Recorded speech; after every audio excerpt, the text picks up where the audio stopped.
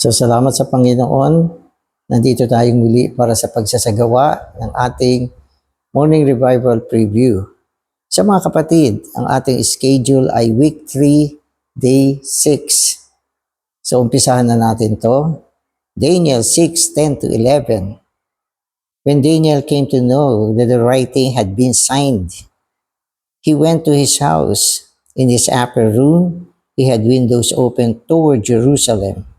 And 3 times daily he knelt on his knees and prayed and gave thanks before his God, because he had always done so previously.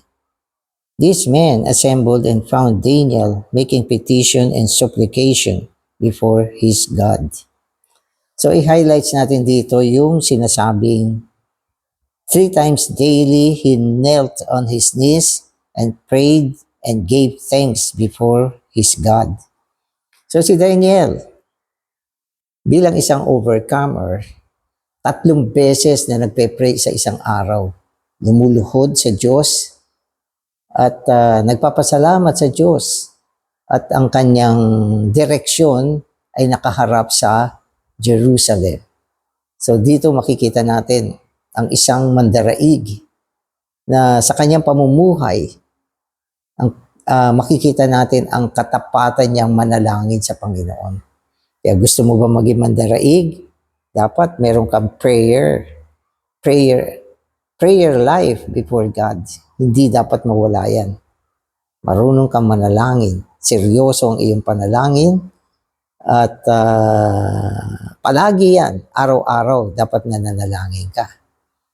So mula dyan, pwede natin sabihin, meron kang qualification ng isang overcomer. Amen. So Daniel 6 is very crucial because it shows us how God carries out His economy with His elect for Christ's coming. God desires to carry out His economy, but men need to pray for His economy on earth. God desires out His economy, or God carries out His economy on the earth through His faithful channels of prayer. Satan's strategy is to frustrate the prayer that is for God's move. Thus, the center of this chapter is man's prayer for the carrying out of God's economy. Amen. So dito binabanggit sa atin na ang Diyos ay merong ekonomiya. So tandaan natin, meron siyang ekonomiya. At sa kanyang ekonomiya, merong goal. Merong goal. At syempre, ang kanyang goal ay itayo ang kanyang kaharian. Dalhin ang kaharian niya sa pamamagitan ng pagbabalik ng Panginoon. Lalo na sa kanyang second coming. So yan ang gusto ng Diyos ngayon. Bumalik na si Kristo, dalhin dito sa lupa ang kanyang kaharian. At ang kanyang paggawa upang matupad ang kanyang layunin, ang kanyang kalooban na madala ang kanyang kaharian dito sa lupa, ay tinatawag nating God's economy. So itong God's economy kailangan maisagawa dyan. Sa pamamagitan ng God's economy, makakamit ng Diyos ang kagustuhan ng kanyang puso. Subalit, pinakikita sa atin, upang mangyari ito, maisagawa ang kanyang ekonomiya, kailangan may tao na nananalangin. Kailangan mayroong tao na nananalangin. At ito ay proven na sa mga nagdaang kapanahunan, lalo na sa kapanahunan ni Daniel. Pwede ko sabihin, ang pinakamatinding paggamit ng Diyos kay Daniel ay ang kanyang panalangin. Yan ang pinakamatindi na kung mawala yan, walang daan para maisagawa ang ekonomiya ng Diyos. At kung nawala yan, nawala ang isang katulad ni Daniel na nananalangin, pwede natin sabihin, ang Diyos ay natalo na. Kasi wala na siyang magagawa Dahil walang nananalangin. So malinaw ito. Pag walang nananalangin, ang gawain ng Diyos hindi maisasagawa. Maraming tao hindi naiintindihan ito. Ang akala nila ang Diyos ay makapangyarihan. Siya ay Diyos ng impossibilities. Lahat kaya niyang gawin. No? At walang makakapigil sa Kanya. Sa isang banda, tama yan. Tama yan. Kung gagawa siya, walang makakapigil sa Kanya. At lahat kaya niyang gawin. No? Wala akong masasabi dyan. Pero meron pa rin prinsipyo na upang isagawa niya ang kanyang ekonomiya, kailangan merong manalangin. No? Magagawa niya ang lahat. Pero may kondisyon. Dapat merong manalangin. Kaya si Daniel ay isang tao na napakalaki ang kanyang bahagi sa pagsasagawa ng ekonomiya ng Diyos. No? Kaya mga kapatid, kailangan maintindihan natin na ang panalangin na kailangan ng Diyos ngayon ay ang panalangin ayon sa kanyang ekonomiya. At ang estratehiya naman ni Satanas,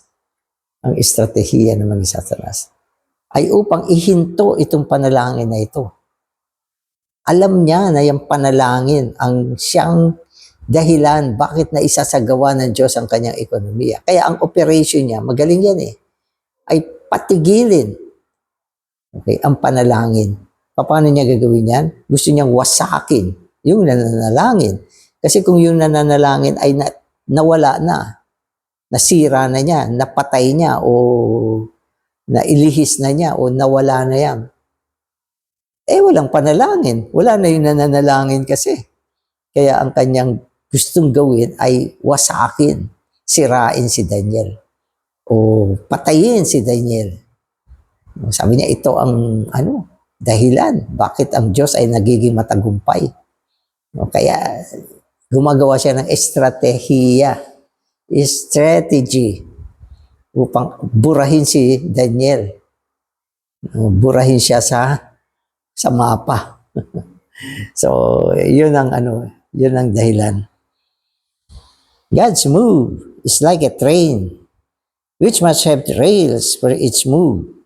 Man's prayer are like the rails that pave a way for God's move to go on.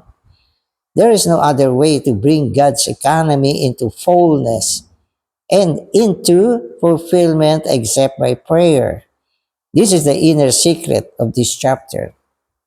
Amen. So ang ating panalangin ay inihambing sa release ng train. Ang God's economy ay inihambing sa train. Kung ang train walang release, paano siya aandar?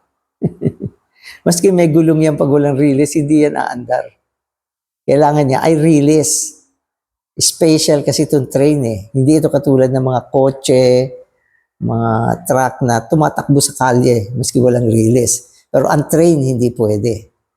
Okay. Pag nadinig mo yung term na, train ang sinakyan ko, maliwanag na dumaan niya sa release. Alisin mong release, hindi makakatakbo yan. So magandang pagsasalarawan ito na pinakikita sa atin na kung ang God's economy pwede lang mag-move on, mag-go on, maisagawa, tumakbo siya sa pamamagitan ng panalangin. Kung walang panalangin, parang train na walang release, hindi makaka-go on.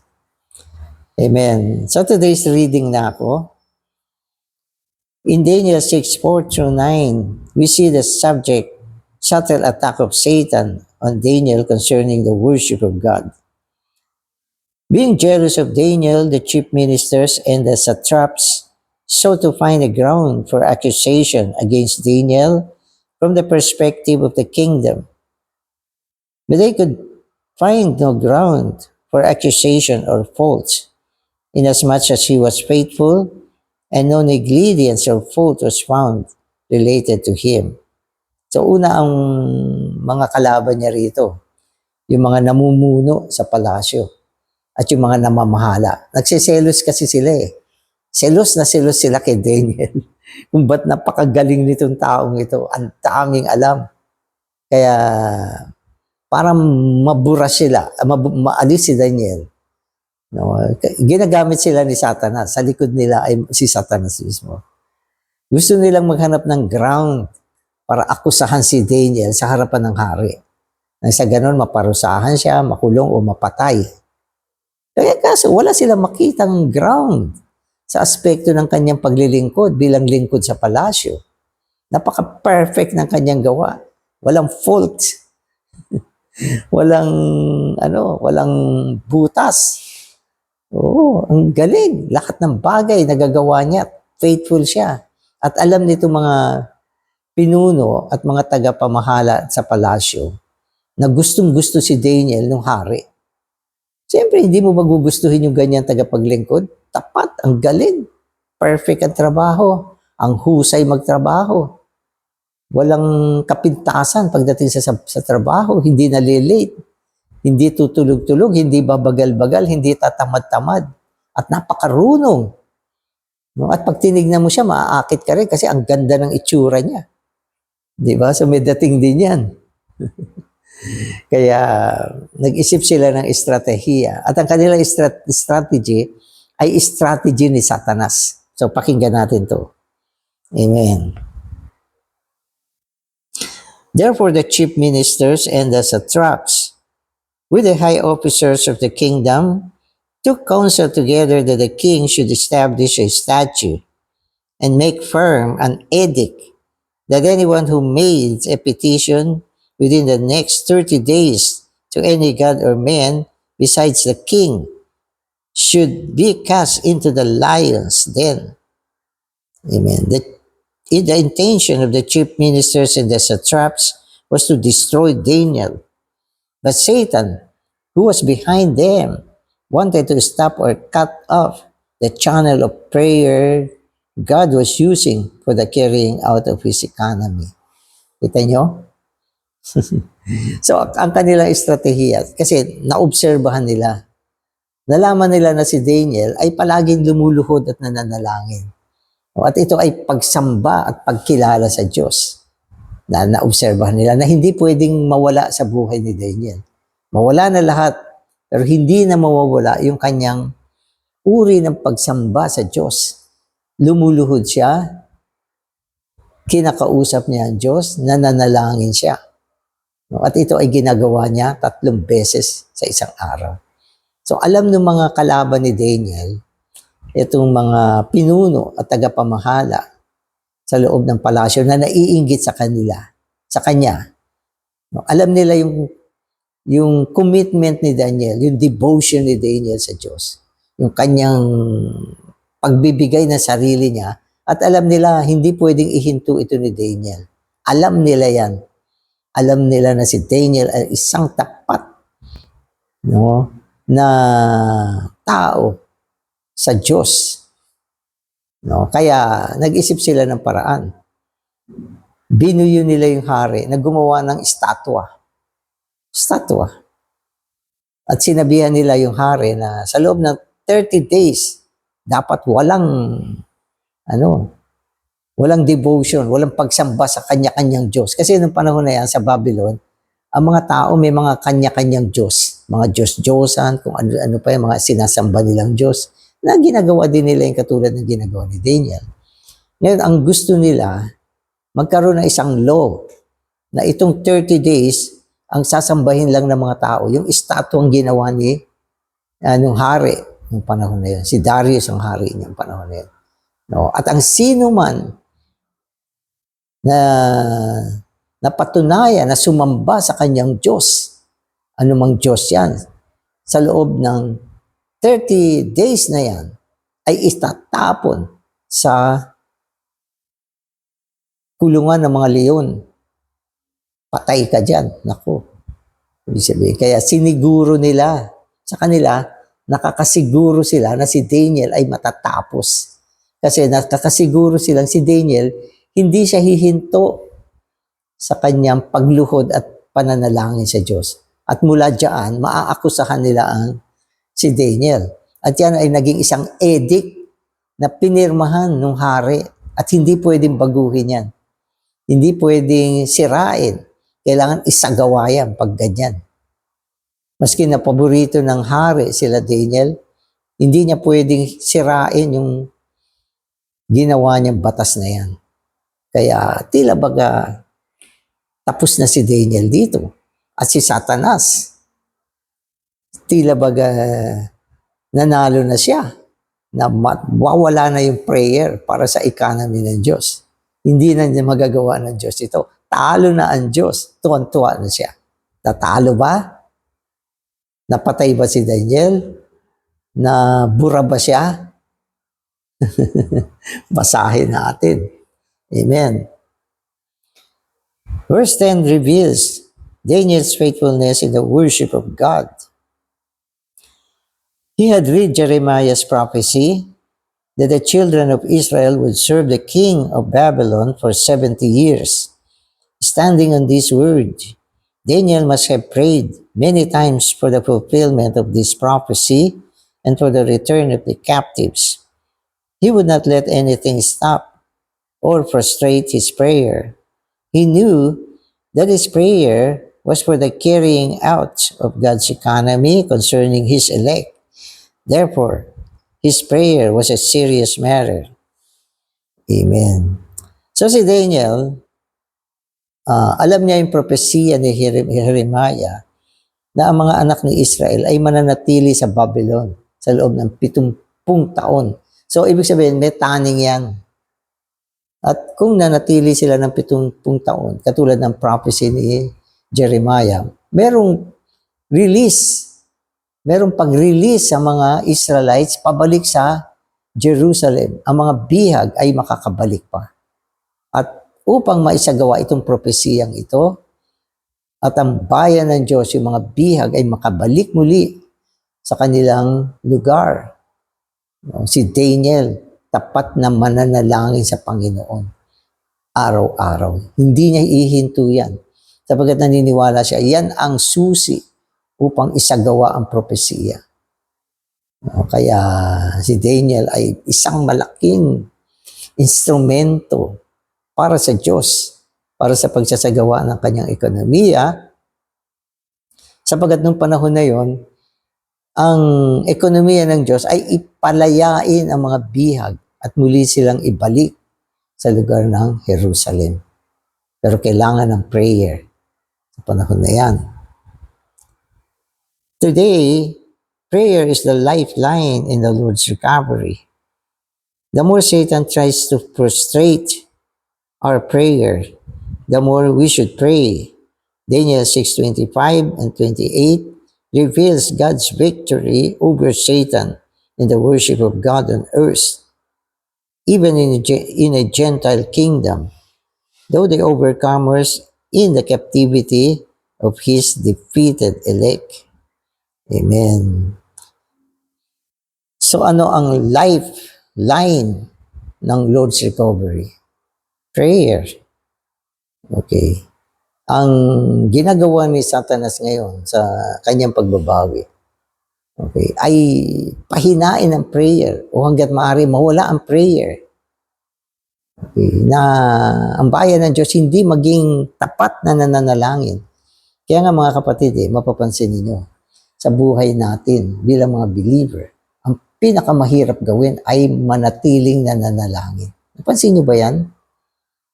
Mahirap mag-establish ng prayer life, lalo na kung ang mga prayer mo ay para sa pagsasagawa ng ekonomiya ng Diyos. Mahirap magpanatiliin siya. Ang bigat. No? Kaya kailangan ng Diyos ng mga overcomer na tuloy-tuloy na mananalangin para sa pagsasagawa ng ekonomiya ng Diyos. Amen.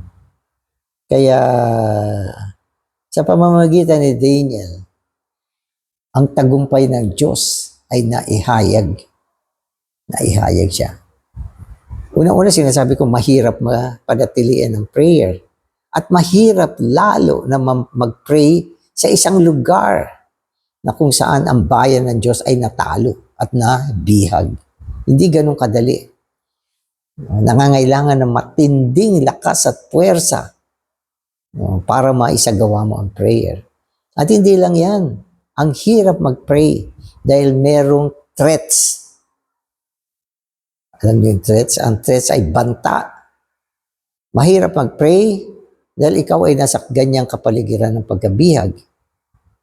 At bukod pa dyan, mahirap pag-pray dahil mayroong banta na kung ikaw ay nahuling nananalangin, itatapong ka doon sa kuweba ng mga leon.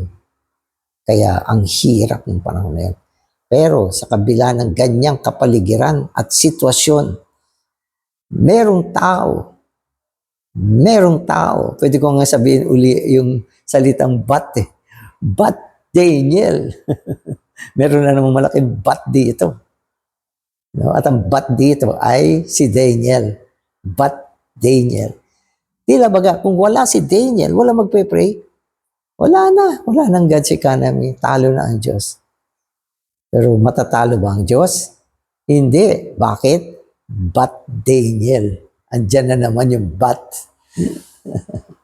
Nakakatuwa ang Diyos natin. Kaya niya magbangon ng mga overcomers. At ito ay pinapakita niya na ang kanyang mga overcomers ay nananatili sa mga ganyang environment. Mga negative na environment, wala na, bihag na ang bayan ng Diyos. Di ba? Mahina na, bihag Hindi na sila makapag-worship sa Diyos. At kung mag-worship pa sila sa Diyos, may banta na, tatapon sila sa kuweba ng mga leon. Paano ka pa makakapag-worship niyan? Pero natatalo ba ang Diyos? Hindi. Dahil merong tapat na hindi naaapektuhan, hindi natatakot, hindi napapahina, no? At laging nakakapanaig. Yan ay walang iba kundi si Daniel. Amen.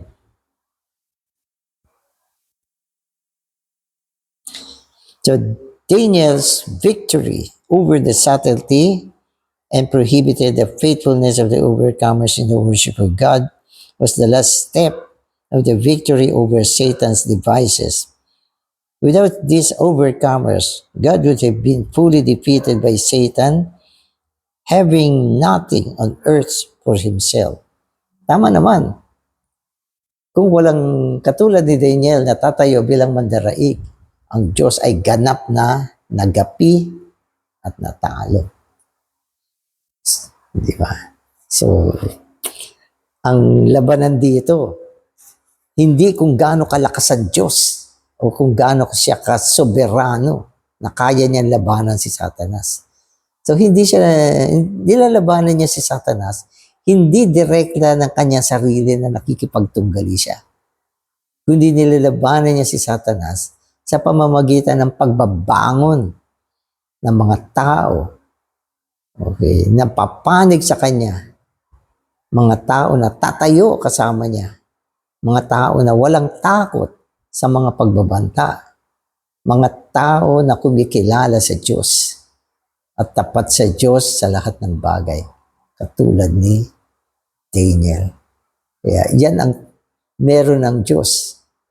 At pwede ko sabihin, yan ang tagumpay ng Diyos laban kay Satanas.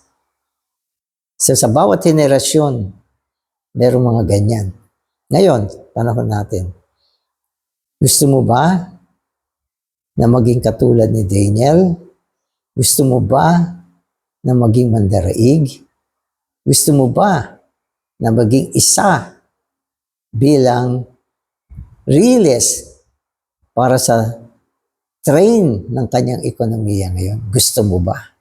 Handa ka ba? Dapat. Amen. Kung nakapagbangon ng Panginoon ng Daniel noon, sabihin natin ngayon, hindi lang isang Daniel ang pabangon para sa kanya. Marami mga Daniel. Hallelujah. Daniel ako. Kayo. Daniel din kayo. Hindi mga nagmamahal sa ating buhay. Hindi nagmamahal sa buhay kaluluwa. Handang ihain ang ating buhay para sa Diyos. At malakas at masipag manalangin araw-araw patungkol sa kanyang ekonomiya. At nananalangin para sa pagbabalik ng Panginoon. Yan ang mga overcomers sa panahon na ito. Amen. When Satan sent Nebuchadnezzar to destroy the holy city, with the temple in order to take away God's worship and service. It seems that God was defeated and that his interests, worship, and service on earth were destroyed. Para siyang natalo. Dumating si Nebuchadnezzar sa Jerusalem, binihag ang mga Israelites papunta sa Babylonia, isang lugar na hindi ka na pwedeng mag-serve sa Panginoon. Isang lugar ng mga idols, isang lugar na punong-puno ng pananakot at pagbabanta kung magpapatuloy ka pa sa Diyos. Kaya ano nangyari? Parang natalo ang Diyos. Para lang. Natalo ba siya? Hindi. Bakit? Dahil merong Daniel, no, sa panahon na yan. So, pakinggan nyo to. Yet under God's sovereignty, 4 of the young men selected by Nebuchadnezzar to stand in the king's palace became overcomers to keep God's worship and service. God had 4 young overcomers living in the palace day by day, yet they were absolutely one with God. Sovereign, di ba?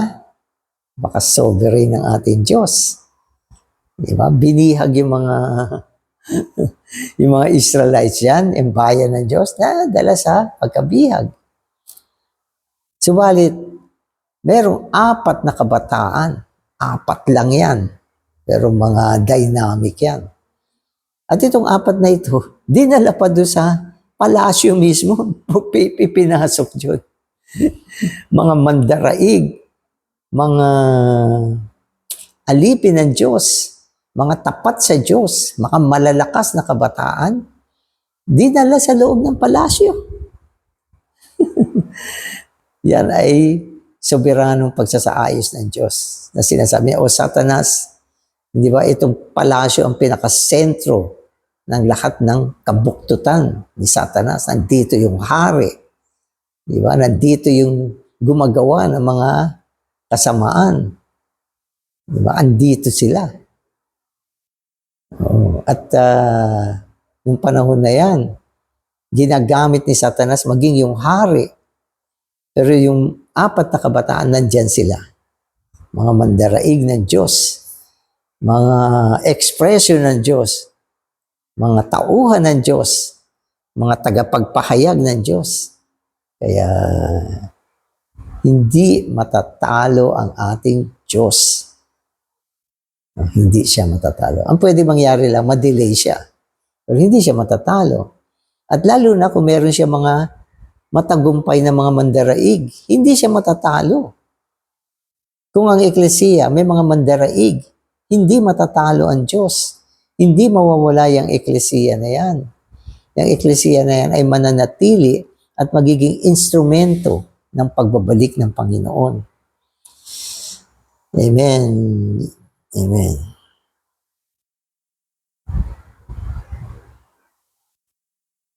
Amen. So last part na ako.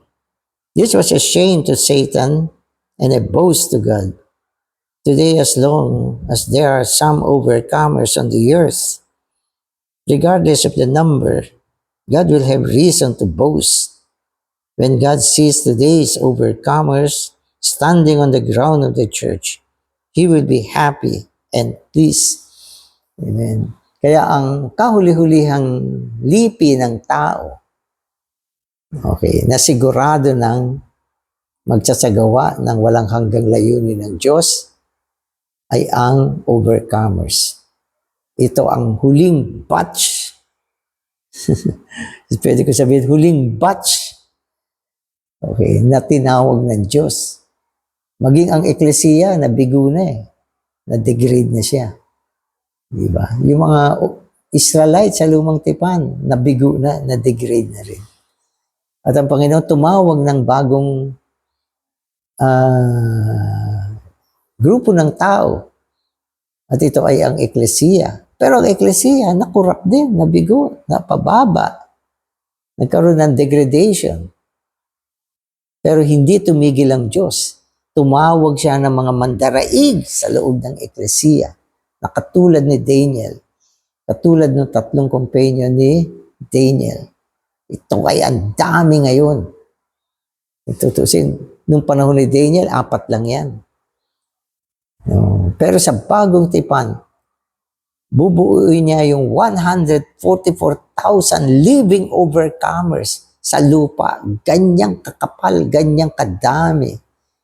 No, ganyang kalaki ng bilang ang meron ang Diyos dito sa likong kapanahunan na ito. Dito sa makasatanas na mundo ngayon.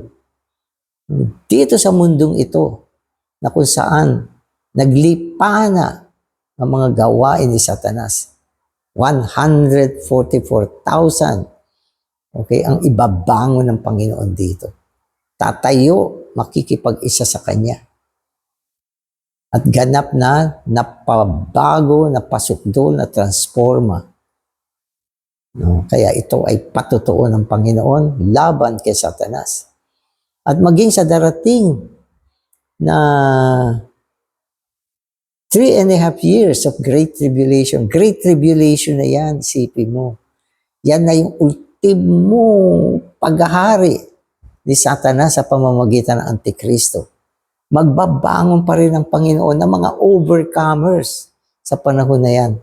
At yan yung mga late overcomers.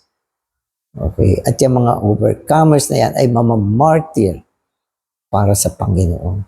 Natalo ba ang Panginoon?